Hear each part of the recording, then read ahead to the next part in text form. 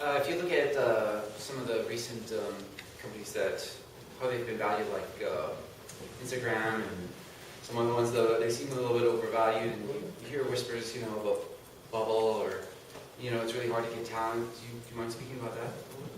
Yeah, people ask me that all the time, especially the bubble part.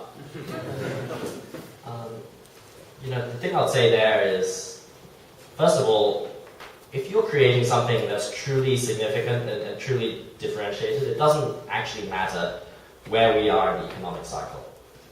It really doesn't matter what time, whether the stock market is up or down, or whether we're in the middle of a deep recession. If you have an idea that is going to be Google or Facebook or LinkedIn, those companies will get started at any time in the economic cycle. And so I'm busy all the time, no matter what. There are some cases where I think there's excess capital and companies that are getting overfunded, perhaps, and prices getting bid up for sure. Acquirers who are willing to take out a potential upstart competitor. And we'll see that. We'll see that in valuations, investment in valuations as well as acquisitions. There is a struggle which I face together with all the companies I work with. Most of my time is spent trying to build companies. People think that venture capital and my job at Sequoia is finding new companies and figuring out how to own a chunk of it, and then that's the job done. That's the very, very first step of a multi-year journey which I take with the companies that I am engaged with and I'm partnering with. Then the job comes with an Omar Hamoy, one person for AdMob, or the Pocket Gems founders. There are 2 people. How do you build a team around that?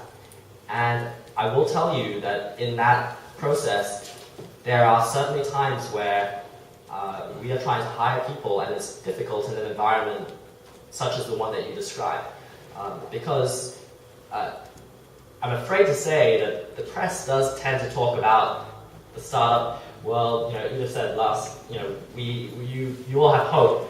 And as mobile developers, we have hope. It's true that you can sometimes look at the fancy outcomes and the big acquisitions and say it's all glamorous and easy. I can tell you a lot of hard work went into all of those situations.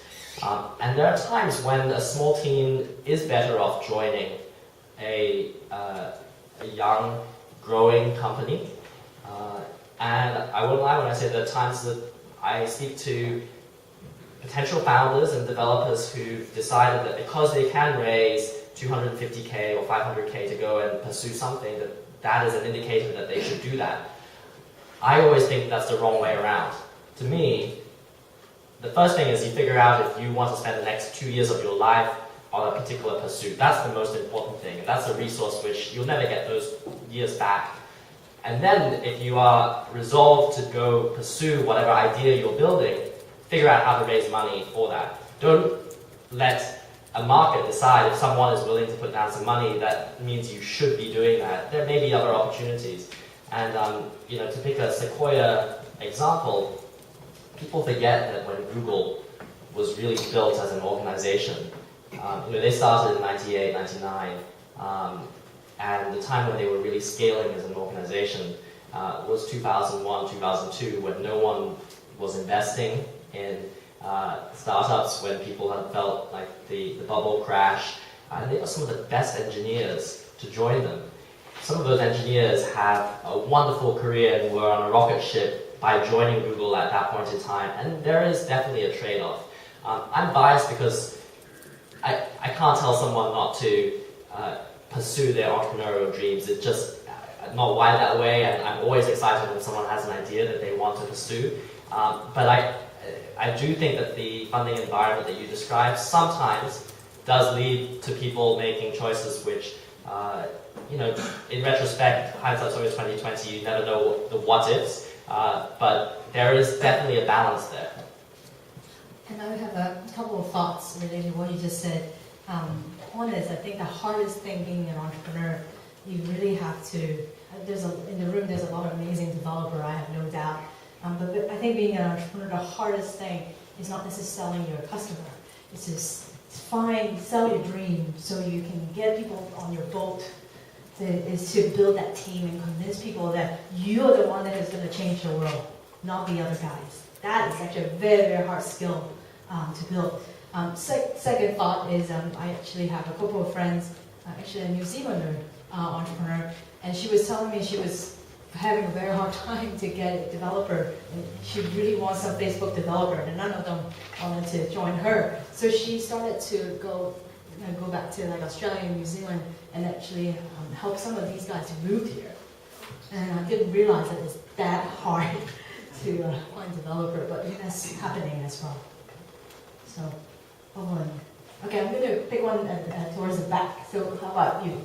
So I'm a little curious about, so let's say you take an app like Highlight, and I don't work for Highlight, but it's something that's, phenomenally successful in terms of maybe a user base, and let's also talk about maybe you get the feature on TechCrunch several times, you get the interview from Robert Scoble, and that whole bit, so you're kind of viewed as being successful in our ilk.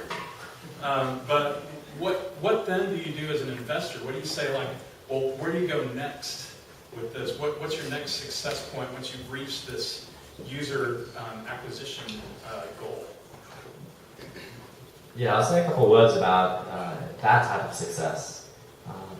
I spoke to a bunch about Sequoia companies in China a little while ago, and I talked to them about this dichotomy, which I think people often confuse, which is success on the one hand versus the indicators of success. If you're focused on the indicators of success, and these can be a lot of different things, it may be press articles, it may be downloads if they don't need to engage users. It's the wrong way around. Success, if you have success, the rest of it will follow. But if you are after the indicators of success, you may not find success is at the end of the road. And so it's important to focus from the very, very beginning on building something that's sustainable and enduring. There will be cases where companies are able to drum up a lot of hype and maybe interest and get acquired. If there's one person who's willing to buy into that story, that may be the case. But to build a successful company, it means real revenues, real profits. It means real users who are using your product, where you find that as you walk down the street, 1 in 20 people is on your app and they're using it constantly every single day. That's very, very different to having one article or having a blog post and even getting a lot of users who may not stick with your application or with your company's service, whatever it might be. So be careful about that. Those things will come naturally, but I would actually argue that a lot of the best companies, which certainly I've had the pleasure of being involved with, were very, very quiet in their early days and were not looking, they were in fact trying to suppress some of the indicators of success.